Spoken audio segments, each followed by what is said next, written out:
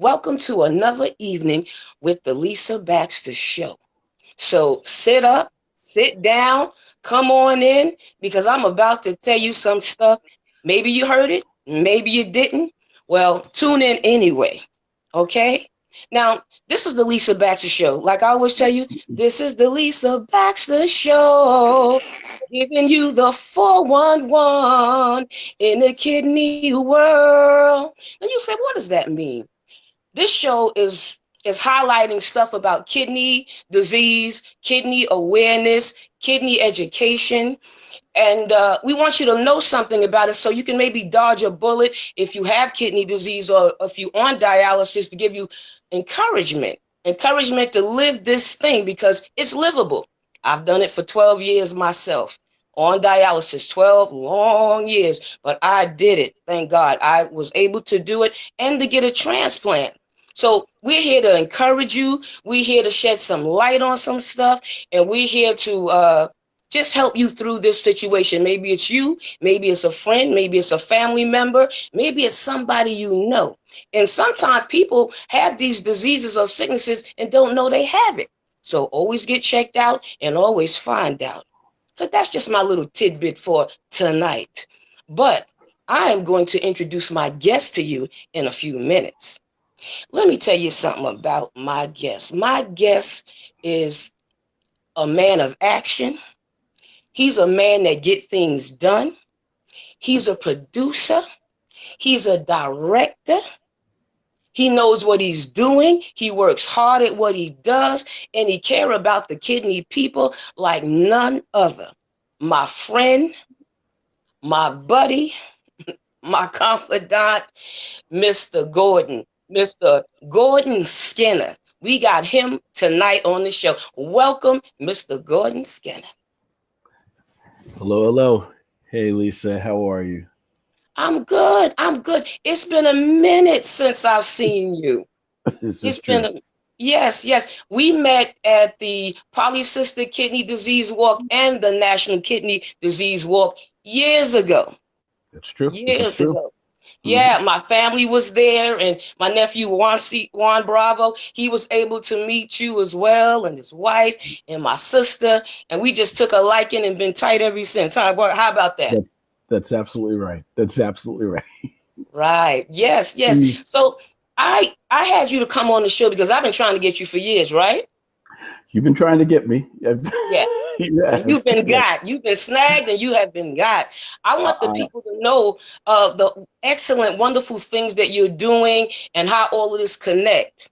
Okay? So you're a director and you're a producer. You're an independent producer with a studio, right? Yeah, and you do a number of things. You do documentaries, you do movies. Matter of fact, I did a documentary movie with you that went good. Woohoo! Right?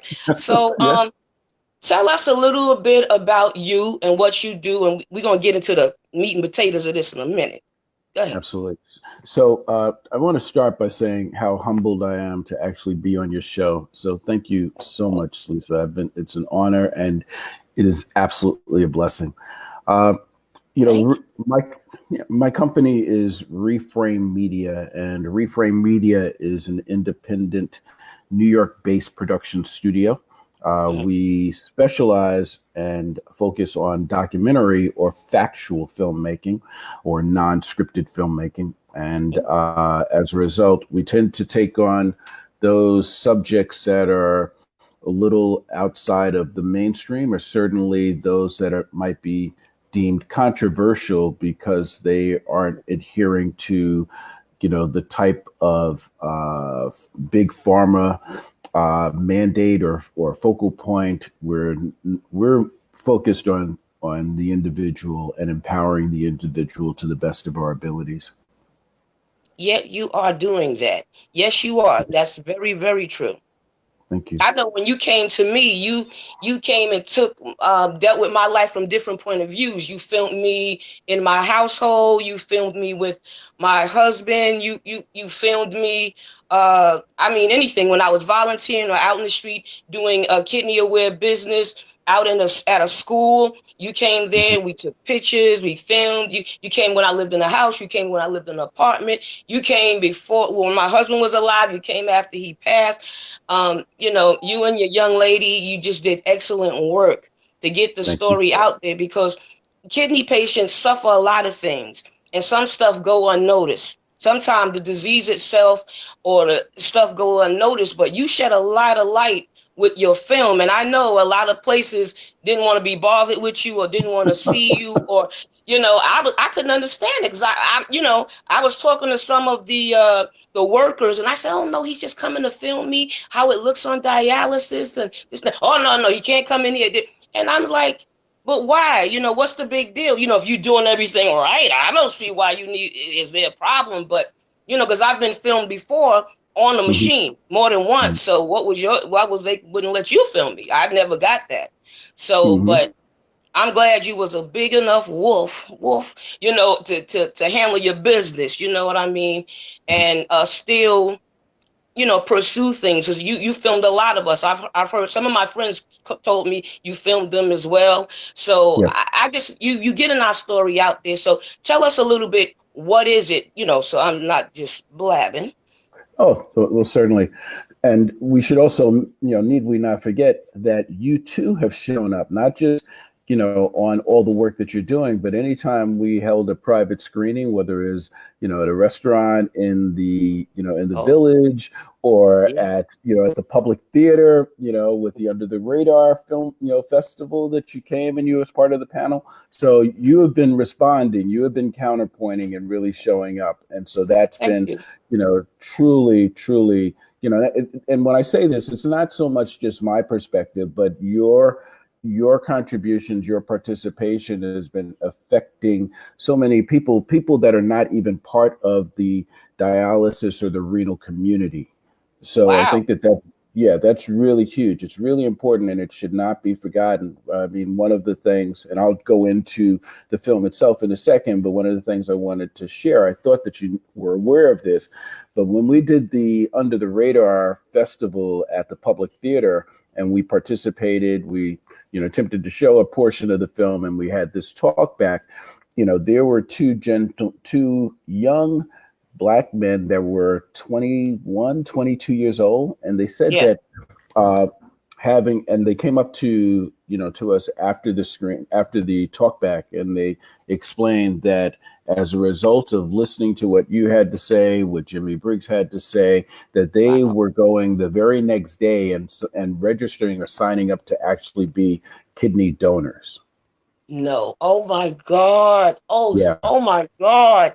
Oh my yeah, God. Oh wow. and That's and heavy. that is, yeah, it's so profound because, as you know, not very, the donor list isn't represented to the degree that it really should be by Yeah. communities of color. So we don't have a lot of African American donors, to begin with, and Hmm. then to have two that Yeah. were young men, determined that the That's very next beautiful. day they're signing up. That was just Wow. tremendous. That was tremendous.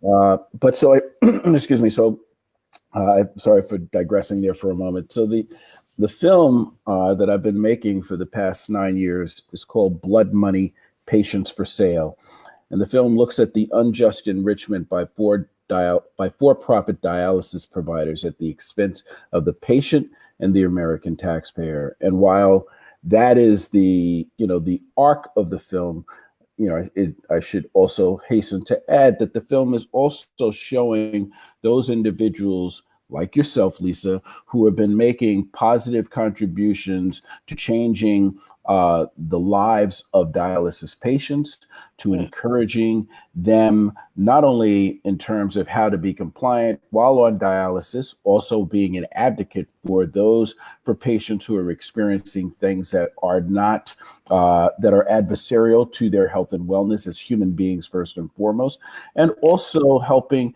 profile not only institutions but also educate so that you actually understand not only what it is to be compliant, but also how to register for a transplant. So really Wow. looking at a wide net, but really tunneling in on those positive and those things that are not positive about the experience and the realities of being on dialysis. Yeah, because a lot of people feel they can't live with this. I mean, I've talked to many people and patients that died because they wouldn't either give dialysis a chance, or they didn't know anything educationally about it, or, they just didn't know anything and they gave up. And I like pleaded with them, give it a chance or at least try. If it doesn't Hmm. change your life, it should. And it usually would, you know what I mean? It would change your life. If the blood is clean, you think a little better. You feel a little better. You throw up a little less. Your skin Hmm. color improves some. You know what I Hmm. mean? Right. Those things that happen to you when your kidneys start failing. So, you try to talk to the family. You try to, you just try to bring them in a little bit. So I'm glad that your film being out there, with help as well, and not Hmm. just it takes a village. It takes all of us. So this Hmm. network that Mr. Steve and them have, and your film, and the Lisa Baxter show, and I had it on YouTube and cable. All of that plays a part, and everybody that's on this network plays a part in getting this thing out there. I just hope more Right. people would watch it and share it, and let people know. Blow it up, blow it all the way up. Right. I don't mean to Yes. bomb, so blow it up though, Right. So, but Absolutely. that's one of your projects, your biggest projects, and what else I want to say? That's one of your biggest projects. But I mean, before you started the film, what dragged you into our situation, you and our kidney family now? So, what brought you into the family, into the fold of the dialysis and transplant people? What brought you Well, in? so I had made a film earlier, right before this particular project, or in terms of the scope as well as the length of the film. Uh, excuse me. So this, Blood Money is a feature length documentary, meaning that it will be 90 minutes for theatrical release, and it will be, Hmm. above 60, ideally in the same Wow. range of 90 minutes for broadcast release. And prior to embarking on Blood Money, I had made a film called Lost Innocents, Child Soldiers at War, and Wow. that particular film profiled child soldiers in four different countries around the world, in the Democratic Republic of Congo, Colombia, Sri Lanka, and Kashmir. Wow. Uh, and the intent on that was to really not look at a macabre march down the tragic lives of these children, but to really look at how these particular children, first off, that the issue of child soldiers was and is a pandemic of epic proportion, and two, to Yeah. look at how some of these children have actually reclaimed their lives, have reclaimed their humanity, Wow. and and so that in and of itself was an Beautiful. empowering conversation, especially because at the time when I started making this film, which was 2005, in many places they weren't referred to as child soldiers; they were referred to as insurgents, Mm. and that was done so as to make uh, those quote unquote liberal Americans, for it to be more palpable for them. So that if you're reading the New York Times and you see that the first American killed in Afghanistan was killed by a 13-year-old who Wow. considered himself a child soldier, then it's, well, the typical response would be, well, wait a second, why are they killing our young American boys who are going over to these countries to help these people? What's wrong? Did we give $1 to the American Red Cross? How could they do this? Not Wow. recognizing that we are culpable. We help destabilize these governments. Keeping these governments in a de facto war state helps us when we're trying to extract natural resources out of a rich continent such as Africa, and out of these unbelievably rich and wealthy natural, full with natural resources countries like the Congo.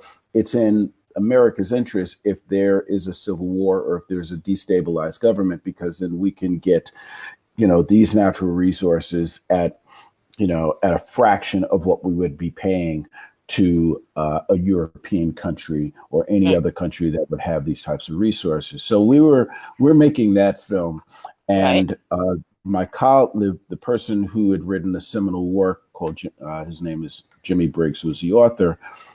Uh, After making this film, he had embarked on creating an organization called Man Up, and that organization, its mission was to address men and gender violence.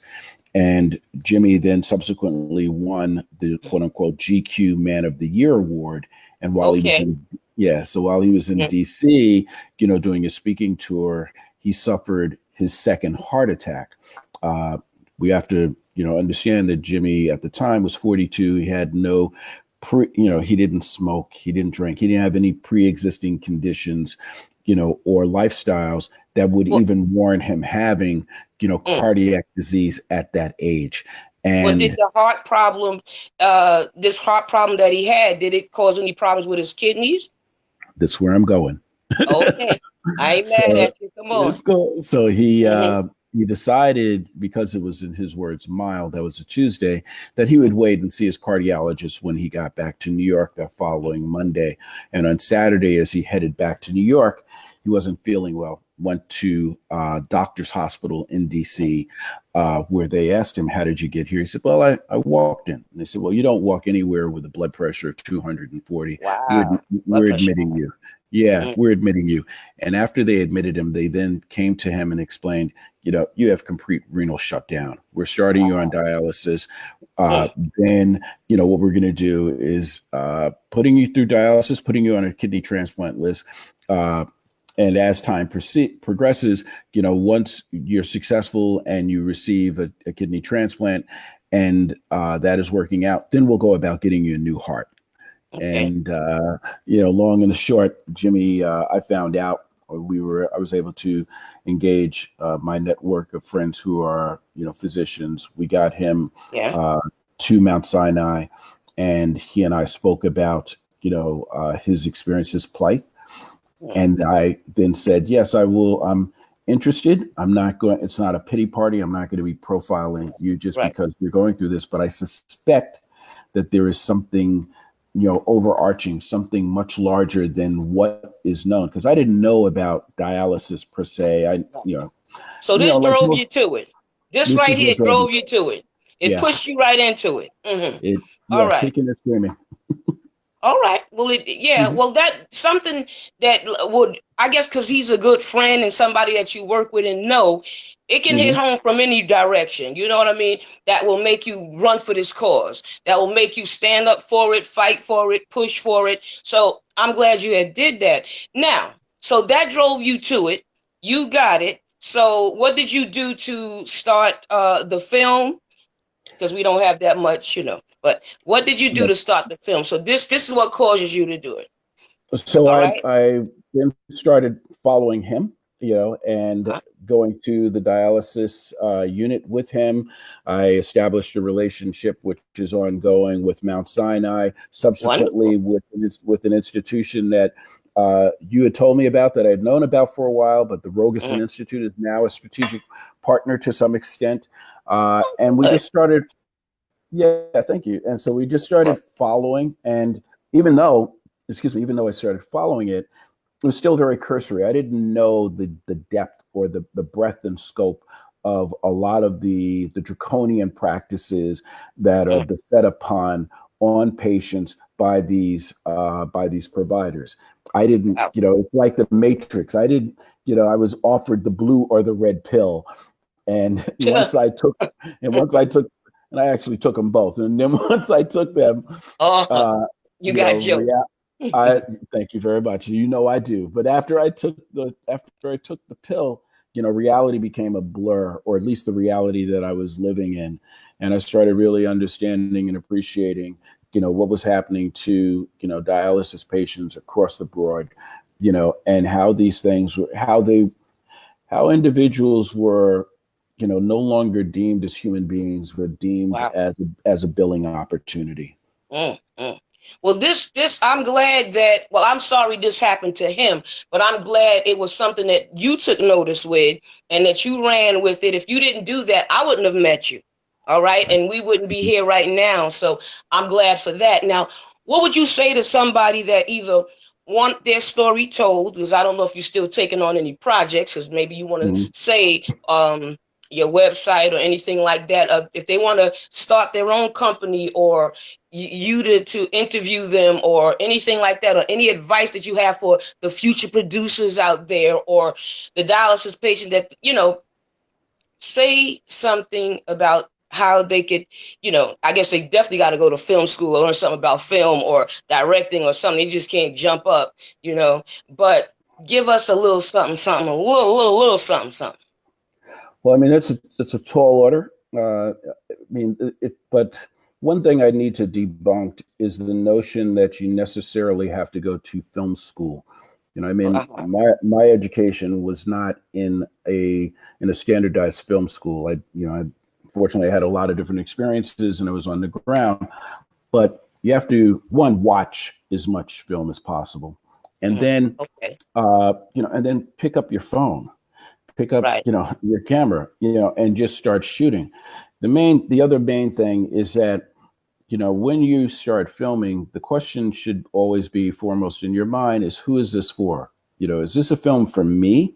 Well, that's fine if that's what you want to do. But if you're trying to get it out and have an affect on people, need to be a little more panoramic and not settle with, oh, this looks good to me, but really start checking in with either the individuals that you are profiling or showing it to people and having them share their perspective, their opinions about what it is that they're watching. We also have to recognize, we also have to recognize that now, because we're operating with cell phones, and there's your Netflix and everything is on your cell phone. And so the viewing time is no longer, 60 minutes on broadcast or 90 minutes in a movie theater. It's down to 30 seconds that a person will quickly look, and if they're not interested, then they're going to turn away and they're going to go to the next program.